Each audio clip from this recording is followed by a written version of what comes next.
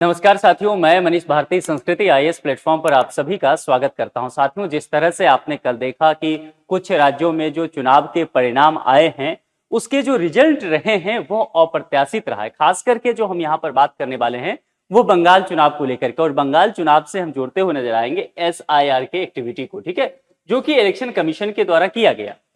अब एसआईआर का मुद्दा ऐसा रहा जो जिस पर पहले से ही प्रश्नवाचक चिन्ह लगता रहा, ये कटघरे में हमेशा ही खड़ा रहा। और आप ये जानते हैं कि जब बिहार विधानसभा का चुनाव होने वाला था पिछले साल, उससे पहले ये सबसे अधिक चर्चा में आया। वजह क्या कि बहुत सारे लोगों के नाम कटे और ये मसला जो है सुप्रीम कोर्ट में पहुंच गया। और सुप्रीम कोर्ट में फिर कहा गया कि 11 तरह के डॉक्यूमेंट पहले शामिल इसमें किए गए थे चुनाव आयोग के द्वारा, है ना, और आधार कार्ड इसमें शामिल नहीं था। फिर सुप्रीम कोर्ट ने कहा कि आप आधार कार्ड को इसमें शामिल कीजिए, तो एक और जुड़ गया। तो कुल मिलाकर के 12 डॉक्यूमेंट हो गया, जिसको दिखा करके आप एसआईआर की जो प्रक्रिया होगी उसके अंतर्गत जो काम किया गया था कि वोटर लिस्ट को शुद्धिकरण करने का, तो ये 12 डॉक्यूमेंट में से कोई भी एक डॉक्यूमेंट हो आपके पास तो आपका नाम उसमें रह जाएगा वोटिंग लिस्ट में। ये बात यहां पर कही गई थी। अब इसी बात को चुनाव आयोग ने सुप्रीम कोर्ट में कहा था कि ये केवल हम बिहार में नहीं करने वाले हैं, बल्कि बिहार के अलावा भी अब जहां जहां भी विधानसभा चुनाव होगा, हर एक जगह हम एसआईआर की प्रक्रिया पहले ही करेंगे। और इसीलिए बंगाल में जब चुनाव होने था, केरल में या तमिलनाडु में, हर जगह यह प्रक्रिया किया गया। जैसे ही आपको ध्यान होगा कि बंगाल में चुनाव की बात की गई थी, एसआईआर शुरू भी नहीं हुआ था, बस बातें चली थी, इलेक्शन कमीशन के द्वारा कहा गया था, बहुत सारे लोग जो हैं बांग्लादेश बॉर्डर की तरफ जाने लग गए थे। एक बड़ी तादाद में बॉर्डर के पास जो है वो ट्रैफिक जाम हो गया था। वजह क्या था कि बहुत सारे लोगों को डर था कि एसआईआर का काम होगा तो उनकी पहचान उजागर हो जाएगा और उनको संभव है कैंप में भेजा जा सकता है, उन पर कार्रवाई की जा सकती है। इसीलिए वो संभव है घुसपैठिए थे, बांग्लादेश आए थे, तो उस समय रहते खुद ही बांग्लादेश भाग जाना चाहते थे। कुल मिलाकर के एसआईआर को लेकर के पूरे चुनाव के दौरान भी विवाद रहा।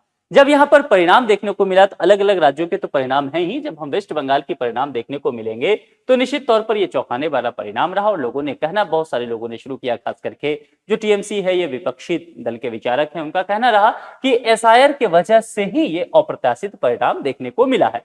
अगर इस रिजल्ट पे देखें तो भारतीय जनता पार्टी जो है 206 सीट लेकर के यहाँ पर अब कह सकते हैं सबसे बड़ी पार्टी रही और प्रचंड बहुमत के साथ अब सरकार बनाने जा रही है। इसके अलावा अगर मुख्य रूप से देखेंगे तो तृणमूल कांग्रेस की बात अगर किया जाए तो ये 80 तक जाकर के सिमट गई। बाकी जो पार्टियां हैं वो बेहद कम है, दहाई का आंकड़ा भी नहीं छू पाई है। दोनों के बीच ही मुख्य मुकाबला था, जिसमें भारतीय जनता पार्टी इस बार बहुत अच्छा करती हुई नजर आई। तो उसमें यह कहा गया कि संभव है एसआईआर के वजह से ही, एसआईआर का जो फैक्टर रहा है इसके वजह से सारा काम जो है वो वोटिंग शिफ्ट हुआ है, जिसमें ममता बनर्जी आरोप भी लगाई है कल भी और आज सवेरे भी कि तकरीबन 100 सीट जो है वहां पर कहीं ना कहीं एसआईआर के वजह से ये फैक्टर चेंज हुआ है। ये सारी बातें कही गई है। अब यहां पर भी देखेंगे अगर वेस्ट बंगाल को लेकर के तो 200 प्लस सीट की बात यहां पर आपको देखने को मिलेगा। बाकी अन्य राज्यों में भी आपको फैक्टर चेंज होता नजर आएगा, जिसमें टीवीके ने कमाल कर दिया है। तमिलनाडु में विजय एक्टर जो है उनकी पार्टी 108 पर, हालांकि बहुमत से थोड़ा सा दूर रह गई है, लेकिन 108 तक पहुंच गई है। तो यहां पर जो बातें की गई है एसआईआर की वजह से, उसमें क्या क्या हुआ, क्या वाकई ऐसा है, जरा देखते हैं। इसमें कहा गया कि यहां पर देखेंगे 90 लाख वोटर्स जो हैं वह एसआईआर के वजह से वेस्ट बंगाल में बाहर हुए थे, मतदाता सूची से उनका नाम बाहर हो गया था। संख्या कितनी है? 90 लाख वोटर्स की। अपने आप में यह आंकड़ा बहुत ज्यादा हो जाता है। अब अगर इसको परसेंटेज में कन्वर्ट कर देते हैं 90 लाख को, तो उसके अंतर्गत जो 63% रहे वो हिंदू रहे और 34% जो वोटर्स रहे वो मुस्लिम वोटर रहे, जिनका नाम जो है इससे बाहर होता है। हालांकि इन चीज को लेकर के ट्रिब्यूनल भी बनाया गया और फिर बहुत सारे लोगों के नाम भी समय के साथ इसमें ऐड किए गए, लेकिन चुनाव के दिन तक बहुत सारे लोग जो रहे, ट्रिब्यूनल उनके नामों पर सही से विचार नहीं कर पाई, कुछ तकनीकी वजहों से, चूंकि वो बहुत ज्यादा नाम था और चुनाव बहुत करीब था तो वो हो भी नहीं सकता था, जिसको लेकर के मामला सुप्रीम कोर्ट गया भी था। कुल कटौती की बात करेंगे तो कुल मिलाकर के 91 लाख वोटर, अगर इसको आंकड़ों में देखेंगे तो 7.66 करोड़ से घट करके अगर कुल वोटर की संख्या बंगाल में देखा जाए तो 6.75 करोड़ हो गया। यानी कि कुल वोटर जो पहले 7.66 करोड़, वह 6.75 करोड़ तक वोटर की संख्या आ गई। यह कहा गया कि चुनाव आयोग या संबंधित अधिकारी जो कह रहे हैं कि वह तार्किक विसंगति कुछ आया है, यानी कि कुल मिलाकर के उनके नामों पर विचार करने की बात की गई है, वो फाइनल नहीं हो पाया, इस वजह से इस आंकड़े में तब्दीली देखने को मिला है। लेकिन यह तय है कि इतनी बड़ी संख्या में लोगों का नाम जो है वोटिंग लिस्ट से हटा है, तो निश्चित तौर पर वहां पर जो चुनाव हो रहा है बंगाल में, उसकी पूरी चुनावी डेमोग्राफी पर देखेंगे तो एक बड़ा असर कहीं ना कहीं पड़ा भी है, और उसके डेमोग्राफी को बदलने के लिए इसे पर्याप्त भी माना गया। अब यहां पर जरा इसको विस्तार से समझने की कोशिश करते हैं कि स्पेशल इंटेंसिव रिवीजन और उसके अंतर्गत क्या क्या यहां पर चीजें देखने को मिला। जैसा कि हम बंगाल की अगर चर्चा करते हैं तो कुल विधानसभा सीट वहां पर 294 रहा है, जिसमें कुल वोटर अगर 2021 की तुलना में देखें, 2021 में अगर देखेंगे तो अगर वहां पर जो है 4,60,38,289 रहा है, और यहां पर एसआईआर के बाद वोटर की संख्या देखेंगे तो आपको इसमें कटौती देखने को मिलेगा, वह 428 तक आ गया, 4,28,00,000 के। कुल अंतर यहां पर अगर आप देखेंगे तो वो वोटिंग परसेंटेज के हिसाब से और आंकड़े के हिसाब से तो तकरीबन यहां पर आपको तकरीबन 6% के आसपास आपको फासला देखने को मिलेगा। अब ये जो काम हुआ है, निश्चित तौर पर इसका उद्देश्य क्या था एसआईआर का?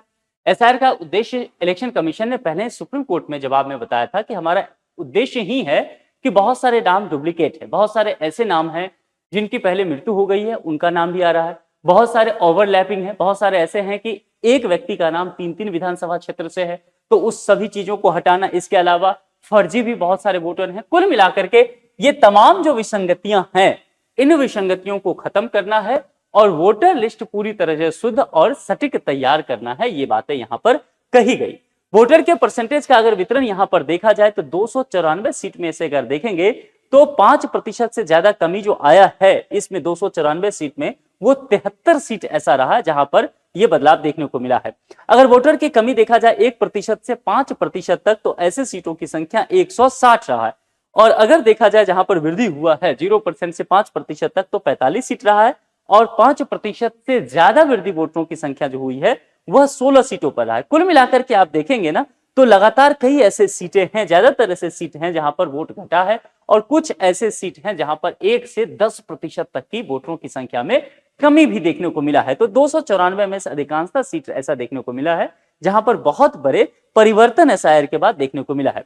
सबसे ज्यादा कमी वाले टॉप 5 सीट की अगर बात यहां पर देखेंगे, विधानसभा क्षेत्र कहा गया, जिसमें अंतर पर ध्यान दीजिए तो 25% से लेकर के और आपको 37, 23, 20, 13% तक कमी देखने को मिलेगा, जिसमें दार्जिलिंग का, रासबिहारी का, कोलकाता पोर्ट, चौरंगी और शमशेरगंज जो आप कह सकते हैं कि टॉप के विधानसभा क्षेत्र रहे हैं, जहां सबसे ज्यादा हाई प्रोफाइल लोग थे, वो यहां पर देखने को मिलता है। इसके अलावा सबसे ज्यादा वृद्धि जो है वो टॉप 5 सीट में अगर आप देखेंगे तो सुजापुर में, डोमकल में, जंगली में, तमलुक और कुलतली, ये ऐसे सीट हैं जहां पर अंतर अगर वृद्धि के बाद देखा जाए तो 13, 15, 15 और तकरीबन यहां पर कुलतली में देखेंगे तो वह 65% तक का वृद्धि देखा गया है। तो कुल मिलाकर के देखेंगे बहुत सारे ऐसे जगह हैं जहां पर ग्रामीण क्षेत्र रहा है, ट्राइबल्स एरिया रहा है, वहां पर ज्यादा वृद्धि हुआ है। शहरी क्षेत्रों की बात करेंगे, सिटी की बात करेंगे तो वहां पर कमी देखने को मिली है। तो कुल मिलाकर के ये तो बातें हैं कि एसआईआर के वजह से फैक्टर कहीं ना कहीं चेंज हुआ है। एसआईआर के वजह से वोटरों के नाम या तो लिस्ट से बाहर हुए हैं, जो कि बड़ी संख्या में बाहर ही हुआ है, और कहीं कहीं जो है वह जुड़ा भी है, वृद्धि भी देखने को मिला है। यानी कि कुल मिलाकर के एसआईआर एक फैक्टर रहा, इससे इनकार नहीं किया जा सकता। इस बात को लेकर के बात की गई, और इसीलिए यह मुद्दा जो है सुप्रीम कोर्ट ऑफ इंडिया में भी गया एसआईआर को लेकर के, और यहां पर मतदाता सूची को में से जो नाम हटाने की बात कही गई थी उस पर सुनवाई को लेकर के बात किया गया था। लेकिन यहां पर सुप्रीम कोर्ट में यह कहा था कि भाई ये जो है समय से पहले की बात है, यानी कि आप इसको ट्रिब्यूनल में ले जाए। देखिए एक यहाँ ध्यान रखिएगा, क्योंकि एसआईआर का मुद्दा पहले से ही बिहार वाले इलेक्शन से चल रहा था, है ना, तो यहां पर सुप्रीम कोर्ट ने बहुत सारी चीजें क्लियर ऑलरेडी कर दिया था। चुनाव आयोग से यहां तक पूछा गया था कि आप नागरिकता तय कर रहे हैं, तो क्या नागरिकता तय करना आपका काम तो है नहीं? नागरिकता तय करना इस देश में किसका काम है, बताएंगे जरा? गृह मंत्रालय का, है ना। तो होम मिनिस्ट्री का काम है कि आप नागरिकता तय कीजिए। तो यही बात सुप्रीम कोर्ट ने कहा था इलेक्शन कमीशन से, तो आपका काम तो है नहीं, तो फिर आप नागरिकता क्यों तय कर रहे हैं? और उसमें इसीलिए आधार को लेकर के चर्चा किया गया था, जिसमें इलेक्शन कमीशन ने यह कहा था सुप्रीम कोर्ट में कि 2012 का आपका ही एक निर्णय है, यानी कि माननीय सुप्रीम कोर्ट का एक डिसीजन था, जिसमें कहा गया था कि आधार केवल पहचान का के लिए है, वह नागरिकता के लिए नहीं है। इसीलिए आधार कोड को इलेक्शन कमीशन ने बाहर किया था इस कार्ड को, और सुप्रीम कोर्ट ने कहा कि नहीं, इसको ऐड कर लीजिए। उसके बाद ये मसला लगभग खत्म होने जैसा हो गया। लेकिन बंगाल में जब आया तो फिर ये मसला पहुंच गया। इसीलिए अगर देखेंगे ना तो कुल मिलाकर के चूंकि बिहार से वो मसला चला रहा था और बंगाल से, तो सुप्रीम कोर्ट ने उसको कहा कि अब आप ट्रिब्यूनल के पास जाइए, क्योंकि ट्रिब्यूनल की जो बात है वहां पर जो अपीलीय ट्रिब्यूनल की बात यहाँ पर कर दी गई थी। और अदालत ने कहा कि 30 से 34 लाख अपीलें अभी भी अदालत में लंबित हैं। तो जाहिर सी बात है कि अगर आप और भी इस तरह के केसेस आते हैं तो संख्या बढ़ता जाएगा। तो कुल मिलाकर के आप यह कीजिए, जो कानूनी प्रक्रिया है उसका इस्तेमाल किया जाए और चुनावी प्रक्रिया प्रभावित ना हो, इन तमाम चीजों के लिए पहले ट्रिब्यूनल के पास जाइए, वहां के बाद आगे स्थिति हम इसको देख सकते हैं।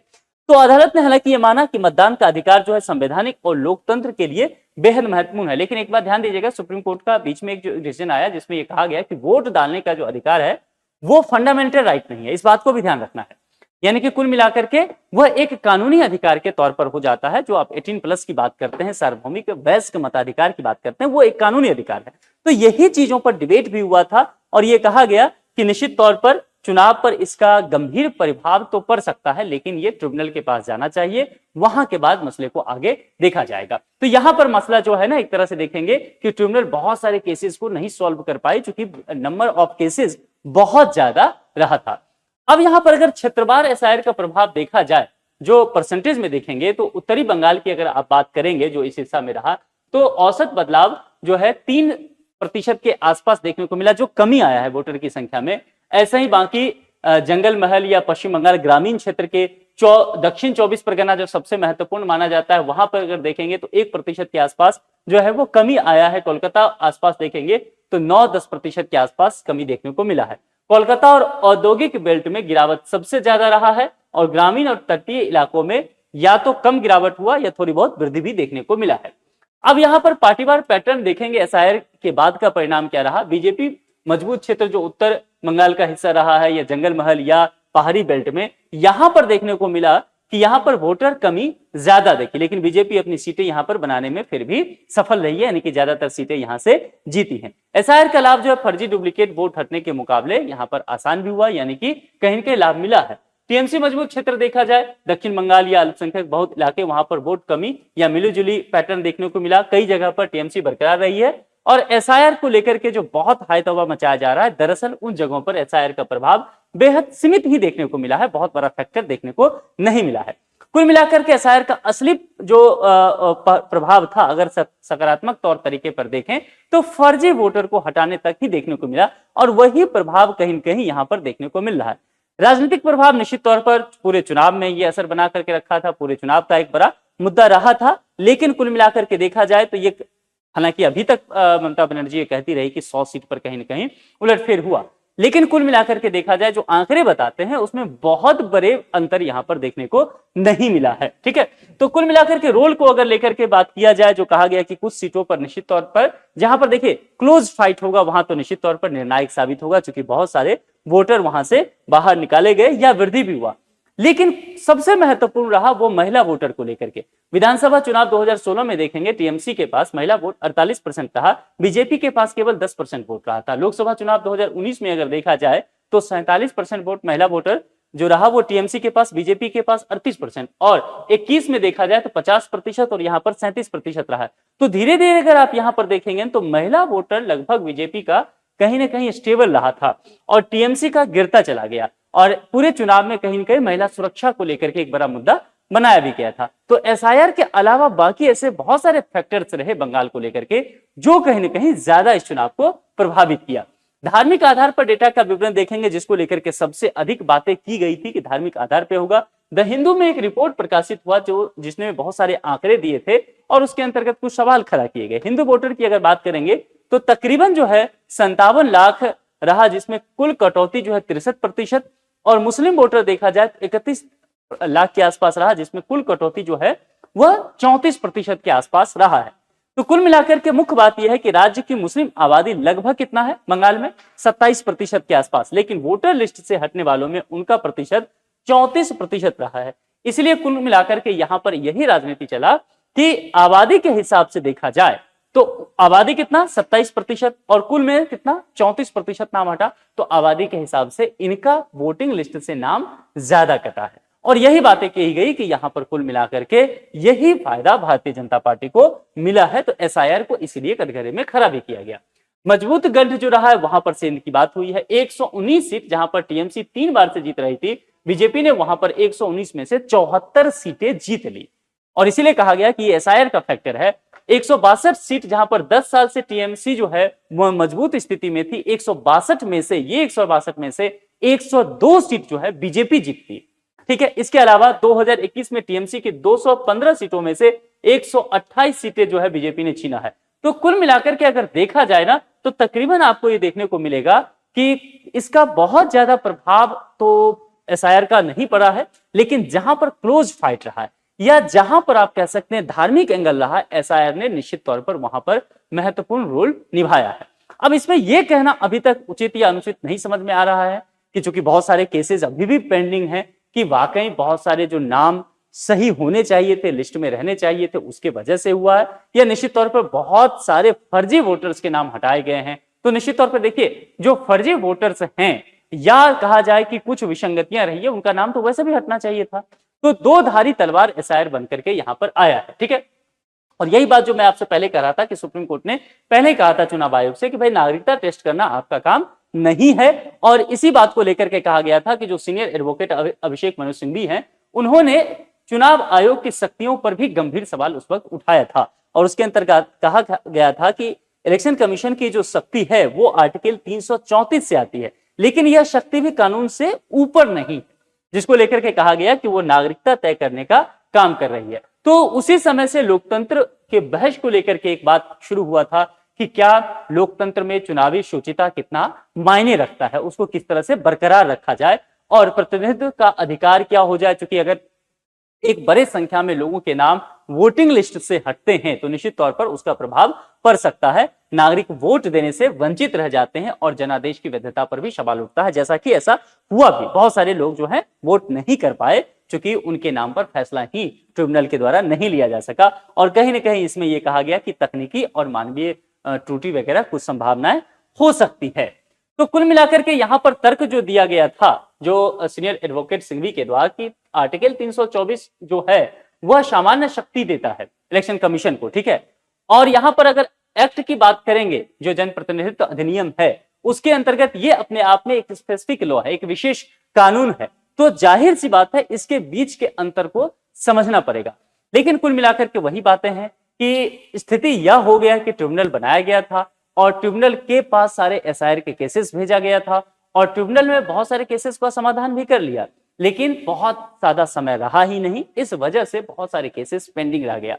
तो ये एक चर्चा जो है ना वो गंभीर सवाल है और लंबे समय तक अगर आप देखेंगे तो अभी चलने वाला है कि किस तरह से एसआईआर का रोल रहा है। और सबसे महत्वपूर्ण बता दूं तो एसआईआर का जो अब सबसे गंभीर चर्चा और चलेगा वह किसी और राज्य में नहीं बल्कि अगले साल होने वाले, अगले साल कहां पर विधानसभा चुनाव है? उत्तर प्रदेश में, जो इस देश का सबसे बड़ा प्रदेश है जनसंख्या के दृष्टिकोण से भी और क्षेत्रफल के दृष्टिकोण से भी, है ना, और राजनीतिक दृष्टिकोण से सबसे महत्वपूर्ण गढ़ होता है। क्योंकि अगर आपको दिल्ली की सत्ता पे जानी है तो यूपी होकर के गुजरना पड़ेगा, है ना। तो कुल मिलाकर के एसआईआर का रोल यहां पर क्या होता है, और जिस तरह से सुप्रीम कोर्ट ने इस चीज को देखा है कि ट्रिब्यूनल बहुत सारे केसेस का फैसला नहीं ले पाई, बहुत सारे लोग वोट नहीं डाल पाए हैं, तो उत्तर प्रदेश में समय रहते हुए क्या निर्णय लिए जाएंगे ये बहुत दिलचस्प होगा। इतना जरूर है कि एसआईआर का फैक्टर्स निश्चित तौर पर कुछ ना कुछ प्रभाव किया है ना, और ये नहीं कहा जा सकता है कि प्रभाव किसी एक पार्टी को जिताने या हराने में रहा हो। निश्चित तौर पर बहुत सारे फर्जी वोटर्स बाहर हुए हैं, तो वह निश्चित तौर पर मतदाता सूची के लिए अच्छा ही रहा, उसकी शुद्धता के लिए। हालांकि इसके अलावा बहुत सारे ऐसे बंगाल चुनाव में फैक्टर्स रहे, चूंकि लगातार ममता बनर्जी सत्ता में बनी रही थी। इसके अलावा महिला सुरक्षा को लेकर के बहुत सारे बातें हुए, वेलफेयर की जो प्रोमिसेस भारतीय जनता पार्टी के द्वारा किया गया। इसके अलावा केंद्र में जो सरकार रही, नजदीकी राज्यों में सरकार बनती चली गई भारतीय जनता पार्टी के। तो कुल मिलाकर के बहुत सारे ऐसे फैक्टर्स होते हैं साथियों जिसका चुनाव पर समग्र तौर पर प्रभाव पड़ता है, और वो कुल मिलाकर के यहां पर देखने को मिला। अब अंत में चूंकि ये ओपन डिबेट है, ये अपने आप में एक राजनीतिक बहुत बड़ा बहस इस देश में है कि एसआईआर क्या वाकई सफल हुआ है, किसके लिए, इलेक्शन कमीशन के उद्देश्य से या राजनीतिक दलों के उद्देश्य से, ये अभी भी बहस छिड़ा हुआ है। आप लोग क्या सोचते हैं? आपके लिए, चूंकि ये एक ओपन स्टेटमेंट है, आपके लिए छोड़ के जाता हूं कि क्या एसआईआर वाकई इस चुनाव को डिसाइड करने वाली रही है और किसके लिए? ये बात आप कमेंट बॉक्स में लिख करके जरूर बताइए। आज के लिए इतना है, जुड़ने के लिए आप सभी का बहुत बहुत शुक्रिया। Thank you so much.